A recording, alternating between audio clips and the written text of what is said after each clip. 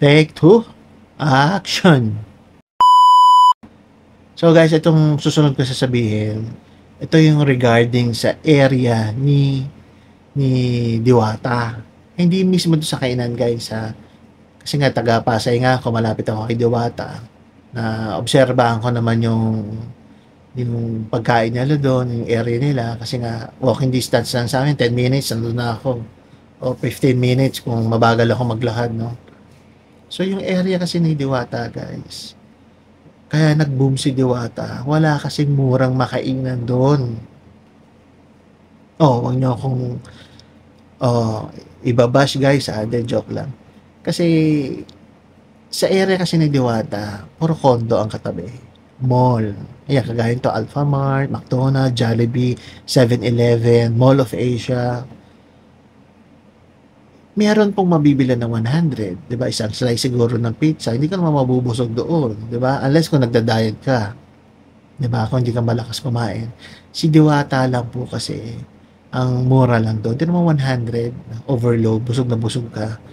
Tapos ang malapit pa kay Diwata, yung Makapagal. Sa mga Korean, Chinese restaurant doon, umaabot ng 1,000 pataas. 2,000. Kasi na-try namin kumain din, naabot kami 5,000, 3,000, depende sa mga na-order namin.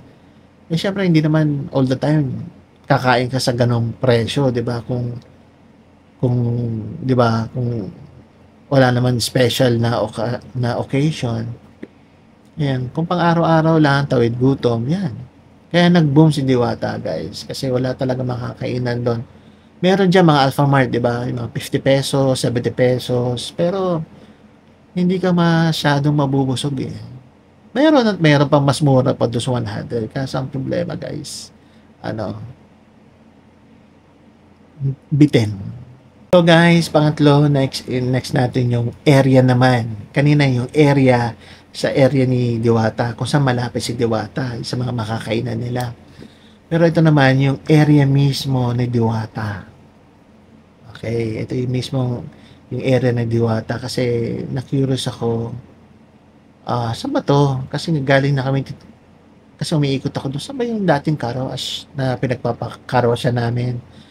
Okay, ito pala yun. So, yung pandemic kasi, may car wash doon, saka doon sa may katabing resto yon. Medyo class ng konti. Tapos, hindi naman sa sementado, puro adobe. So, mayroon naman nagpupunta. Kasi lagpas sa Senado eh. So, malapit na siya sa, kung iikot ka, malapit na siya sa Star City. Pwede mo nalakarin Star City or PICC na dyan, di ba? So, yun. Ayun na pala yung naging area ni Diwata. So, gusto ko lang i-clear yung mabaho na sinasabi naman. Kasi iba na OA yan ako eh. Oo, mabaho guys. Totoo yun. Mabaho yung, hindi yung sa area ni Diwata. Kasi nga, di ba, siya, malapit siya sa karsada. Di ba yung karsada natin may mga drainage. So, yung kumain kami doon, bago, syempre may pila, yung kasama ko, pumipila. Syempre ako, inoobserbahan ko, so, may mabaho na sinasabi nila, wala naman ako naamoy. Ganyan. Siguro after 20 minutes, medyo hapon na kasi, humangin. Okay, yun pala siguro yung sinasabi nila na mabaho. So ngayon, kung sensitive ka, hindi ka nga pwede talaga doon, di ba? Pero ako hindi namin ininda yun, kumain kami. So syempre, inobserbahan ko saan yung mabaho, nandun po yung sa labas. Syempre, hindi na ho sakop ni Diwata yun. Although hindi naman siya, wala namang basura ho sa labas o sa loob. Meron ho doon, drainage ng, ayun po yung mabaho doon. Yung pangalawa, yung langaw na sinasabi nila.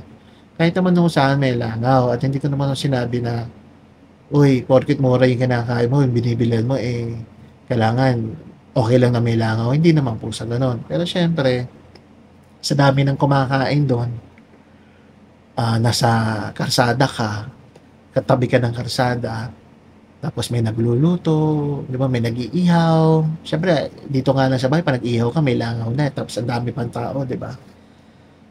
Para sa akin, hindi naman masyadong big deal yung langaw dahil hindi naman po umaapaw yung langaw. na ano do'n. Pagka sumusubo naman ho ako, nakakain ko naman ho na maayos. Wala naman hong 10 langaw sa lamesa namin, wala naman hong gano'n. At meron naman hong naglilinis. So, pero siyempre meron pa rin hong ilang langaw. Hindi naman ho kahit nga sa kapitbahay namin 'pag nagluto lang ng lugaw, sa barangay, meron hong langaw, hindi ho talaga mawawala. Ang importante yung pagkain po ay malinis at, affordable. Pero kung sensitive kang tao, hindi ka puwede do'n. Siyempre wala namang pilitan, 'di ba? So, sa ₱100, 'di ba? Sinong aayaw do'n? Or 'di ba, kung kasi na-experience din namin sa hotel, buffet do'n, 'di ba? Siyempre 'pag nag 5-star hotel ka depende 'yan sa hotel, 'di ba? Merong sa condo may 3,000, may 2,500 sa condo. Kung gusto pang upgraded ka, eh, di mag 3-star ka o 5-star hotel ka. 'Di ba may 10,000 pataas, may 15,000, depende ho sa room. Merong 20,000, 'di ba, sa Okada, Soler, 'di ba? Ta's may buffet do'n. Ngayon kung magalit ka, kung nagbayad ka ng around 5,000 sa buffet o 4,000, may mga ganyang rates po, 2,500, 3,500. Tapos gano'n ang service, madumi, 'di ba? Siyempre normal na magre-react ka na, 'di ba, what you paid is what you get, 'di ba?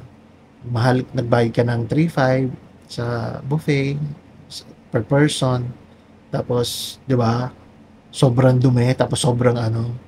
Pero hindi ko naman kino-consider na o pinagtatanggol si Diwata. Siyempre nagbayad ka na ng 100.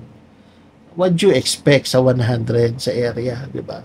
Pero alam ko na sanitize na 'yan, ta's may bagong bukas nga si Diwata. Siyempre unti-unti maano nila 'yan, ma maayos nila 'yan kasi magkakaroon ng 'di ba, yung magtuturo na siguro sa kanya, marami namang makikipag-tie up siguro sa kanya in the future, et cetera, the way you dress, the way you talk, et cetera.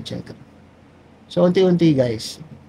Ito naman guys tungkol kay, Rosmar at kay Diwata at sa mga nagbibigay ng regalo kay Diwata. Unang-una muna sa mga nagbibigay ng regalo, tama naman yung sinasabi ni Diwata, no? Ulitin ko na hindi ko naman kinakampayan si Diwata, pero sa mga basher siguro ng Diwata, baka isipin masyado ako nasa side ni Diwata. Hindi naman ho. Kasi siyempre hindi naman ho tayo pinanganak kahapon, 'di ba? Marami na rin tayong nag-experience sa trabaho at nakasama ng mga tao at nakapagnegosyo na rin ho tayo, 'di ba? Nagbi-business din po kami. Naintindihan ko po yung side niya, pero hindi ko naman totally 100% na pinagtatanggol si Diwata. So, yung mga nagbibigay naman ng regalo, unang-una, tama yung sinabi niya kasi unang-una magbibigay ako regalo sa kanya, 10,000, 20,000, 5,000.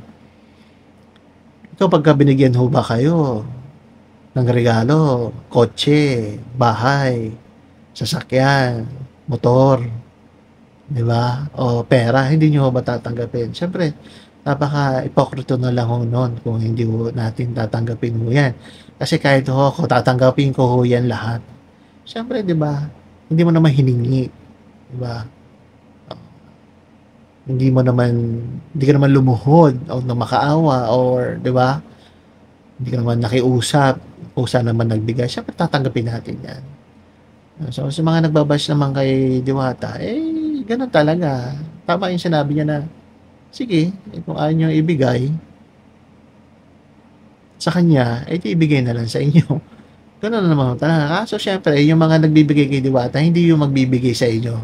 Hindi yung magbibigay sa atin. Gano'n ho talaga ang kalakalan ng mundo.